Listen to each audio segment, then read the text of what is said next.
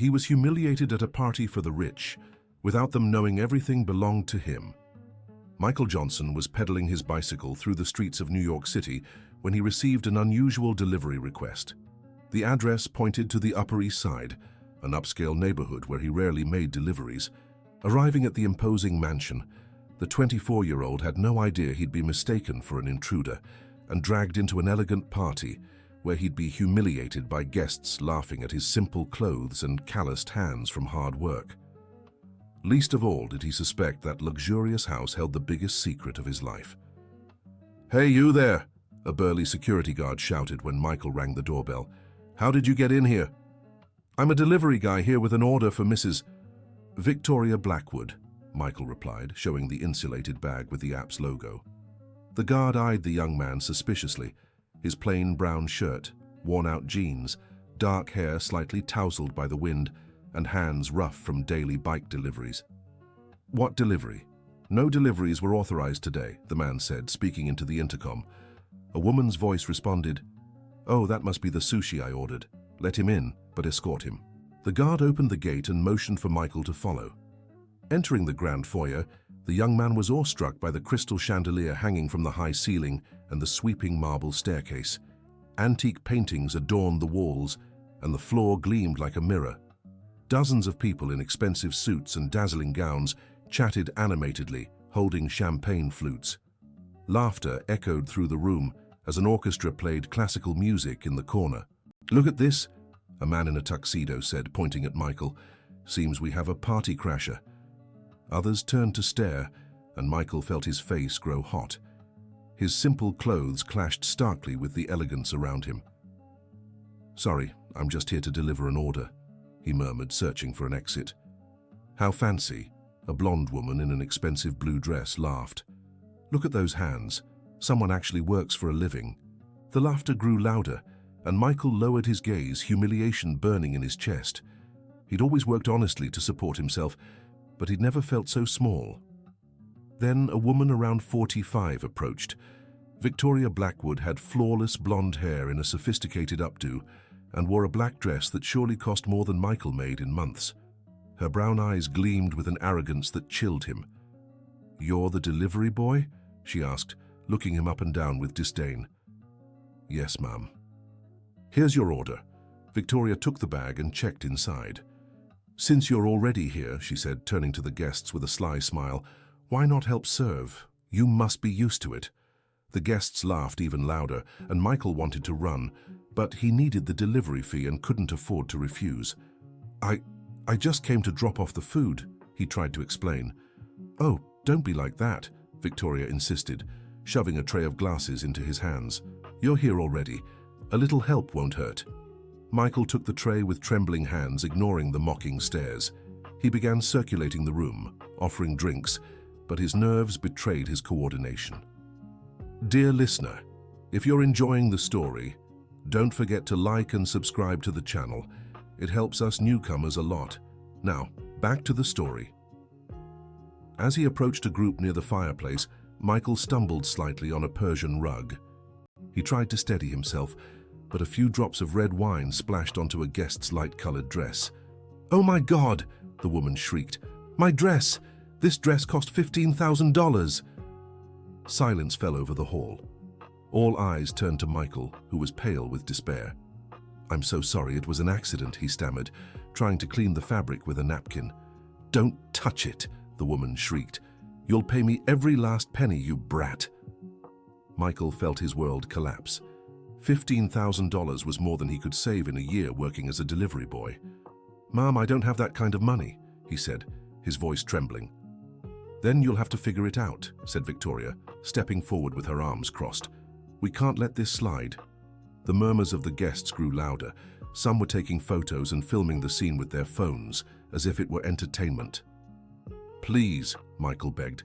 "It was an accident." "I work honestly, I do my best." "Oh, what a touching story," mocked a portly man with a mustache.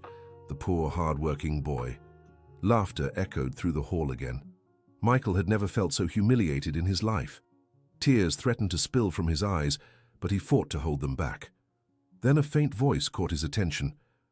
Young man, please." Michael turned and saw an elderly woman sitting alone in an armchair in the corner of the hall. She was about 80, with neatly styled white hair and wearing a simple housekeeper's uniform. Her hands trembled visibly, and she seemed distressed. "Are you all right?" Michael asked, momentarily forgetting his own troubles. "Please come here," the old woman whispered. Michael approached and she gripped his arm with surprising strength. "How long have you worked as a delivery boy?" she asked, studying his face. "About 3 years," Michael replied, puzzled. "And before that?" "I grew up in orphanages. I left when I turned 18 and started working." The old woman grew even paler and began shaking more intensely. "What's your full name?" "Michael Johnson. Why do you want to know?" The housekeeper stared into his brown eyes and murmured something unintelligible before fainting in the chair. "Mrs. Martha," Victoria shouted from across the hall. "Someone call an ambulance." Michael held the woman, checking if she was still breathing. She was unconscious but stable. "Get out of the way," said Victoria, shoving Michael aside. "You've already caused enough trouble here." "I was just helping," Michael protested. "Helping? You ruined Jennifer's dress, and now even my housekeeper has collapsed because of you." "That has nothing to do with me," Michael said indignantly. "Yes, it does. Your presence here caused all this chaos. Get out now." "But what about my backpack? I left it at the entrance." "Who cares about your backpack? Leave before I call the police." Michael left the mansion with a heavy heart, but had to return the next day to retrieve his work backpack. Without it, he couldn't continue making deliveries. At the hospital, Mrs. Martha had woken up and insisted on speaking to him. A nurse called Michael using the number on his work ID. "You need to come here right away," the nurse said. "Mrs. Martha is desperate to talk to you." Michael biked to the hospital in under an hour. He found the old woman awake but visibly shaken. "My son," she said, clutching his hand, "I need to tell you something very important." "What is it, Mrs. Martha?" "I've worked in that mansion for 40 years. I've seen many things, kept many secrets, but what you need to know will change your life forever." Michael leaned in, listening intently. "That mansion, it doesn't belong to Victoria," the housekeeper whispered, glancing nervously around. "What do you mean?" "The true owner passed away over 20 years ago. He left everything in my hands until I found the rightful heir." "But what heir? What are you talking about?" Mrs. Martha took a deep breath before continuing. "He had a child with a maid. His family didn't accept the relationship. The girl was fired when she was pregnant." Michael felt a chill run down his spine. "What happened to her?" "She lost her life giving birth to the baby. The man was devastated, left everything and disappeared. Years later, he was declared missing, and the mansion passed to distant cousins. And the baby? He was taken to an orphanage," said Mrs. Martha, staring intensely into Michael's eyes. "A boy born in 1999. Michael was speechless. He had been born in 1999 and grew up in orphanages. "Ma'am, are you suggesting that—" "I'm not suggesting anything. I'm just telling you what I know," she said, squeezing his hand. "But there's a way to find out the truth." 2 days later, Michael returned to the mansion to retrieve his backpack. Victoria greeted him at the door with clear irritation. "What do you want now?" "I just came to get my backpack. I left it here yesterday." "It's by the entrance. Take it and leave." As Michael bent down to pick up the backpack, the side zipper opened and a few items fell onto the marble floor. Among them was an old silver locket he always carried with him. Victoria stepped closer to see what had fallen and turned pale when she spotted the locket. "Where did you get this?" she asked, her voice trembling. "It's my mother's, the only keepsake I have of her." Victoria picked up the locket and examined it carefully. There was a crest engraved on the front with the initials R.B., Richard Blackwood. "This is impossible," she murmured. "What's impossible?" "This locket. It belonged to my uncle Richard. He disappeared over 20 years ago." Michael's heart raced. "What do you mean it was your uncle's?" "Richard Blackwood owned this mansion before he vanished. He always wore this locket." "Are you saying that—" "I'm saying you stole this from somewhere," Victoria shouted, regaining her composure. "I'm calling the police right now." "I didn't steal anything," Michael protested. "This locket has been with me for as long as I can remember." "Liar! Your mother couldn't have had this. It was exclusive property of the Blackwood family. Then maybe my mother knew your family, Michael said, starting to piece together the puzzle. Victoria kicked him out again, but this time she was deeply unsettled. That same night, she called a private investigator. "I need you to look into a young man named Michael Johnson," she said. "I want to know everything about him, where he was born, who his parents were, where he grew up. Everything." Dear listener, if you're enjoying the story, don't forget to like and especially subscribe to the channel. It helps us a lot as we're just starting out. Now, continuing. Meanwhile, Michael couldn't get his conversation with Mrs. Martha out of his head. He decided to research the mansion and the Blackwood family at the public library. In the archives of old newspapers, he found several articles about Richard Blackwood. He was the son of a traditional New York family, heir to a considerable fortune. But in 2002, he simply vanished without a trace. The articles mentioned he had been depressed in the months before his disappearance, but none revealed the reason. A 2005 report stated he had been declared legally missing and his assets were transferred to his closest relatives, Victoria's parents. Michael returned to the hospital to visit Mrs. Martha again. He found her more willing to talk. "Mrs. Martha, I need you to tell me the whole truth." The elderly woman sighed deeply. "Mr. Richard was a good man, very kind to all the staff. He met Sarah, one of the maids in the house, and fell madly in love." "Sarah was my mother?" "Yes. She was beautiful, very smart. She worked in the kitchen and the bedrooms. Mr. Richard would talk to her whenever he could." "And what happened?" "His family found out about the relationship and were furious. They said it was a scandal, that he was dishonoring the family name." "Did they break up?" Mr. Richard tried to resist, but the pressure was too much. When they found out Sarah was expecting a baby, that was the end of everything. Michael felt his chest tighten as he listened to the story. His parents demanded she be fired immediately. Mr. Richard tried to stop it, but he was too young and didn't have full control over the family business. "And my mother, Sarah, left pregnant with no money, no job. Mr. Richard tried to help in secret, but the family found out and threatened to disinherit him." "Why didn't he fight for her?" "He did fight, but when he learned that she didn't survive childbirth, Mr. Richard fell into a deep depression." Mrs. Martha needed a moment before continuing. "He blamed himself, said if he'd been braver, she'd still be alive. That's when he decided to leave." "And the baby?" "Mr. Richard wanted to raise his son, but the family wouldn't allow it. They said it would be better for the boy to grow up far away, knowing nothing, that it would be best for everyone." "But did he leave anything behind? Any documents?" Mrs. Martha glanced around and lowered her voice. "Before leaving, Mr. Richard gave me a key. He said if his son ever appeared, I should give it to him." "What key?" "To a safe deposit box at the bank. There are important documents inside. Do you still have that key?" "I do. I've carried it with me all these years, hoping one day..." "One day what?" "That Sarah's son would appear. And when I saw you yesterday, I knew right away." "How did you know?" "You have his eyes, the same color, the same expression.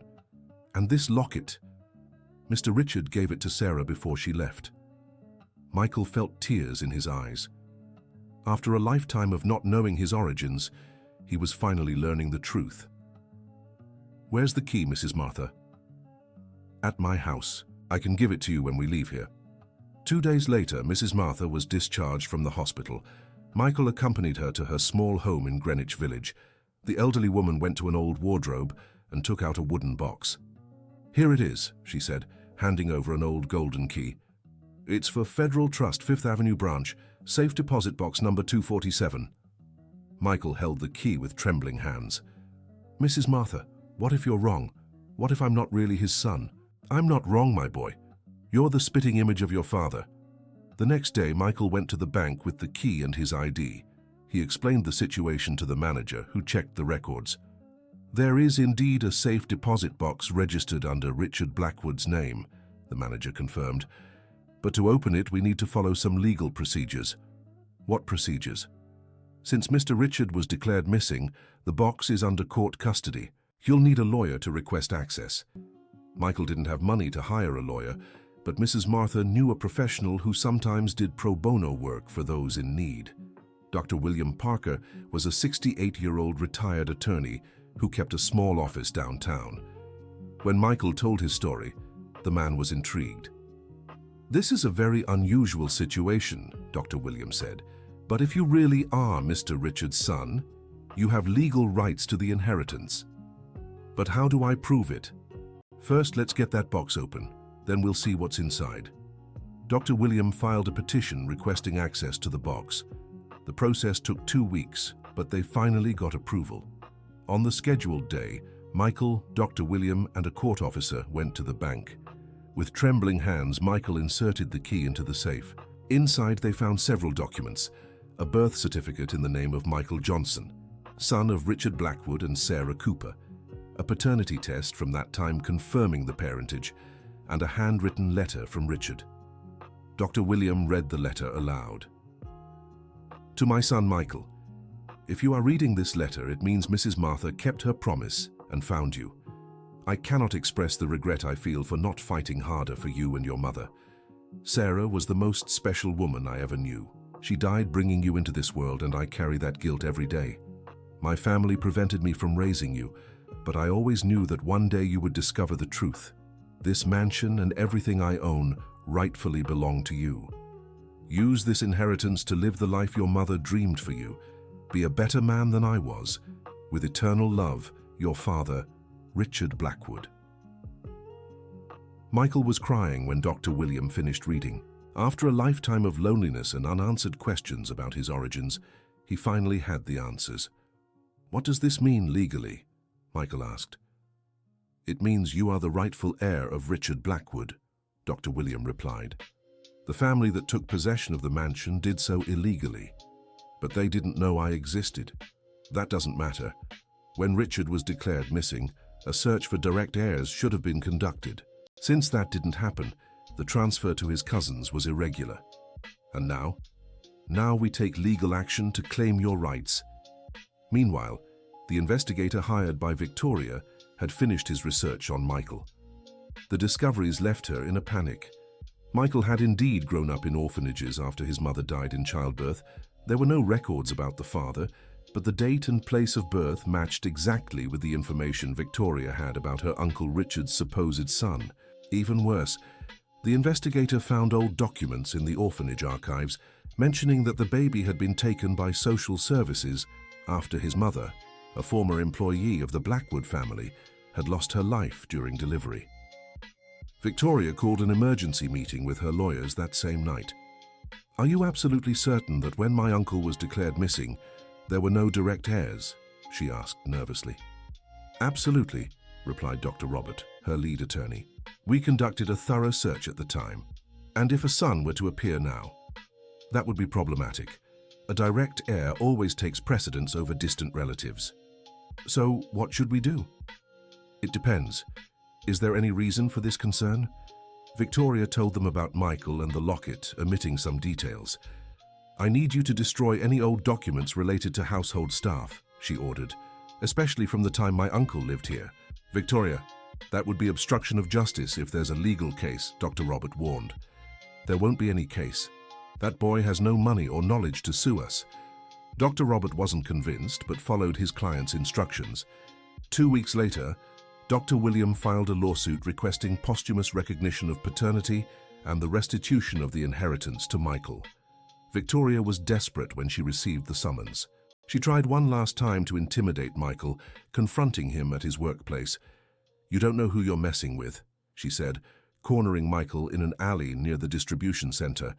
"My family has power in this city." "I just want what's rightfully mine," Michael replied calmly. "You have no right to anything. You grew up in an orphanage. You're a nobody." "Maybe I am a nobody, but I'm still your uncle's son." "Prove it." "I will. In court." Victoria tried one last move. "How much do you want to give up and disappear from my life?" "I don't want your money. I want the truth." "The truth?" "The truth is, you're the son of some maid who tricked my uncle." "My mother didn't trick anyone. They loved each other." "Love?" Victoria laughed sarcastically. She was after the family money, obviously. If that were true, why did she leave pregnant without asking for anything? Victoria had no answer for that. The legal proceedings moved quickly. The documents found in the safe were irrefutable, and Dr. William managed to locate other evidence in the hospital archives where Michael was born. During the hearings, several people who had worked at the mansion during Richard's time were called to testify. All of them confirmed the relationship between Richard and Sarah, describing them as a passionate couple who faced family pressure. Victoria tried to dispute the claim, arguing that Michael had forfeited any rights by growing up without seeking out the family. But Dr. William countered that an orphaned child couldn't be held responsible for not claiming rights he knew nothing about. The judge was clear in his decision. There is no doubt about the petitioner's parentage. The documents presented, including a paternity test and a handwritten letter from the late Richard Blackwood, are conclusive. The inheritance must be returned to its rightful owner. When the decision came, Michael was at the hospital visiting Mrs. Martha, who had suffered a relapse. The elderly woman smiled when he shared the news. "I knew this would happen," she said, squeezing his hand. "Your father always wanted you to have what was yours. And now, Mrs. Martha, what do I do with all of this?" "Whatever your heart tells you, my son." Michael returned to the mansion the next day, this time as the legal owner. Victoria waited at the door, defeated but still proud. "Here to throw me out?" she asked. "No," Michael replied, surprising her. "I came to talk." They entered the same hall where Michael had been humiliated weeks before. Now the roles were reversed. "I'm not kicking you out," Michael said, "but things are going to change." "What kind of changes?" "First, I want you to officially manage the household. I know your flaws, but I also know you're capable." Victoria was confused. "Why would you do that?" "Because I don't want your life of luxury. I want justice." "And what else?" "I'm turning this mansion into a cultural center for underprivileged youth, a place where they can learn, study, and have opportunities." "And what would I be doing?" "Helping coordinate everything, if you want to." It took Victoria a few days to accept the proposal. Acknowledging Michael as the rightful heir was painful for her pride, but losing everything would have been worse. Dear listener, if you're enjoying the story, don't forget to like and especially subscribe to the channel. It helps us a lot as we're just starting out. Now, continuing. 3 months later, the transformation was underway. Michael kept his job as a delivery driver 3 days a week, dedicating the rest of his time to the social project. The mansion welcomed dozens of young people daily for classes in computers, languages, music, and art. Victoria, initially resistant, began to genuinely engage with the projects. She discovered a satisfaction in helping others that she had never felt in her superficial parties. "I never thought I'd enjoy this," she confessed to Michael one afternoon, watching a music class in what used to be the ballroom. "Why not?" "I always lived in a bubble. I thought people like you were beneath me." "And now?" "Now I know I was the one who was beneath, morally." Michael smiled.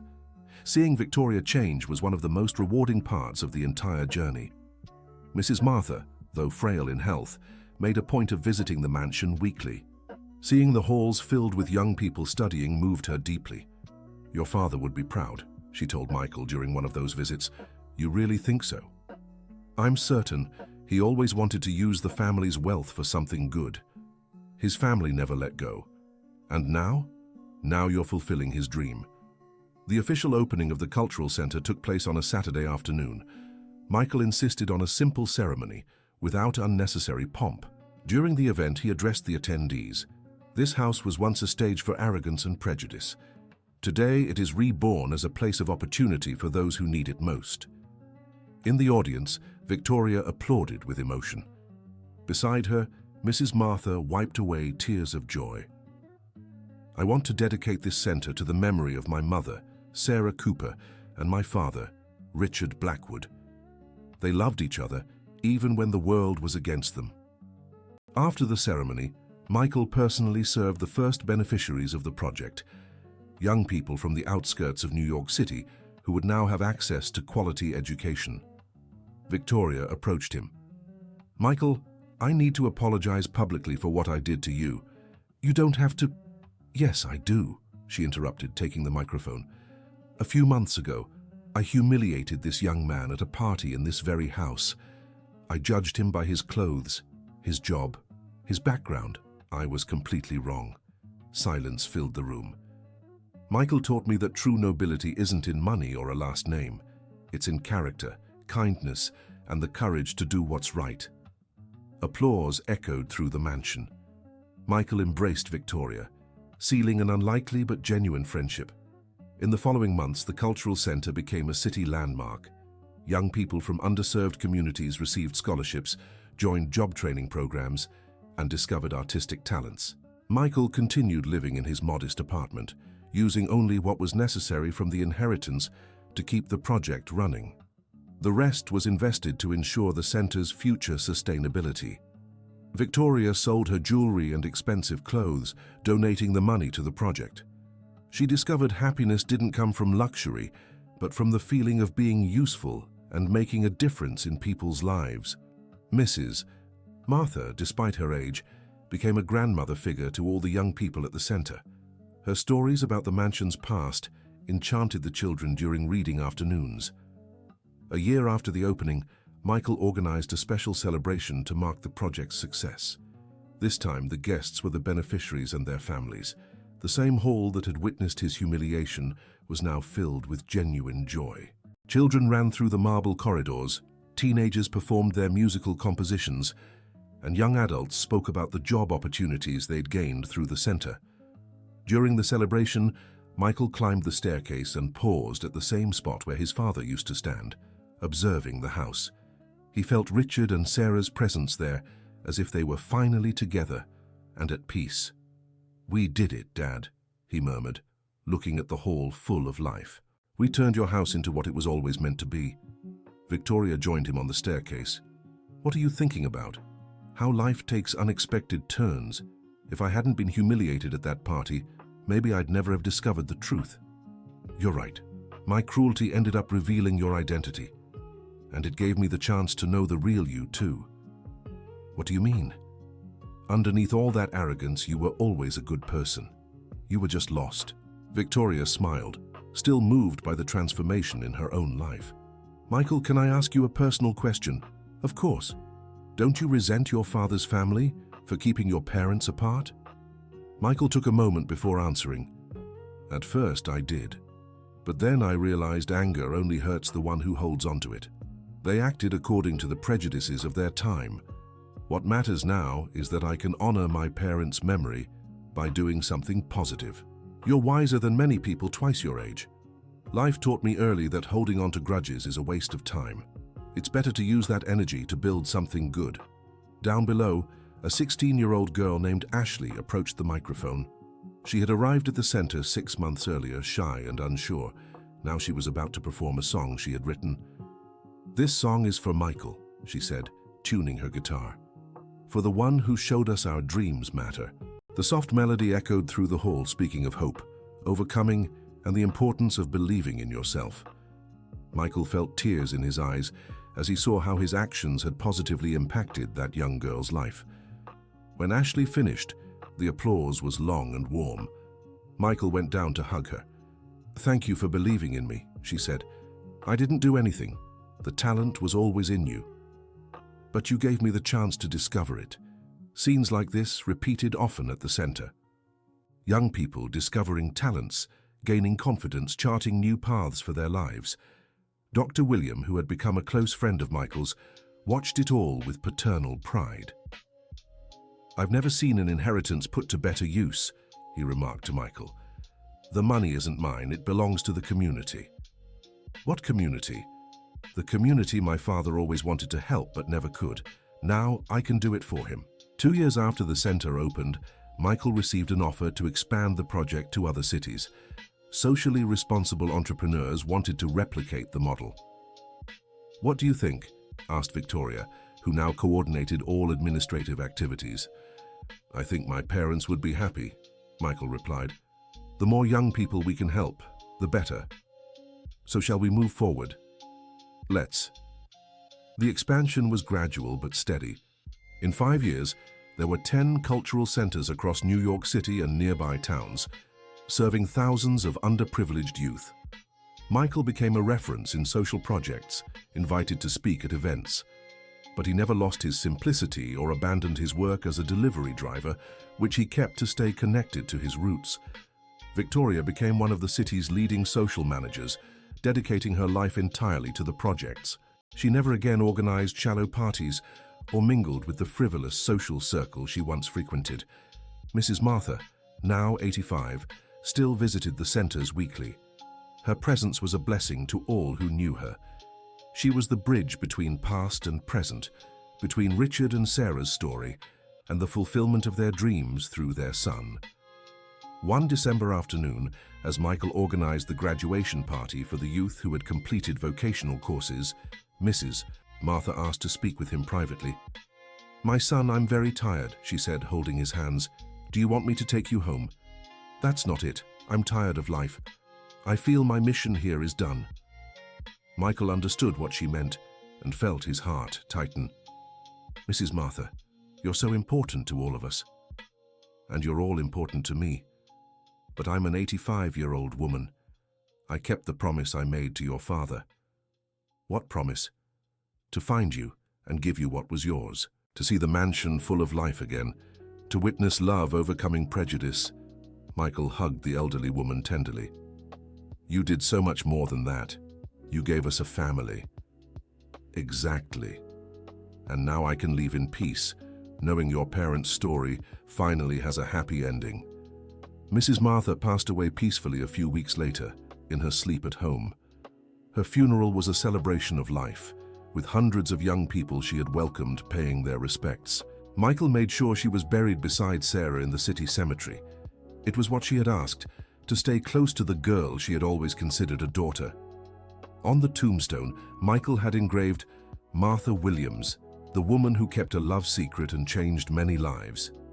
Mrs. Martha's death marked the end of an era, but also the beginning of a new phase for the project. Michael decided to create an official foundation in her name, ensuring the work would continue even after he was gone. Victoria, now 50 and completely transformed, took over as the foundation's president.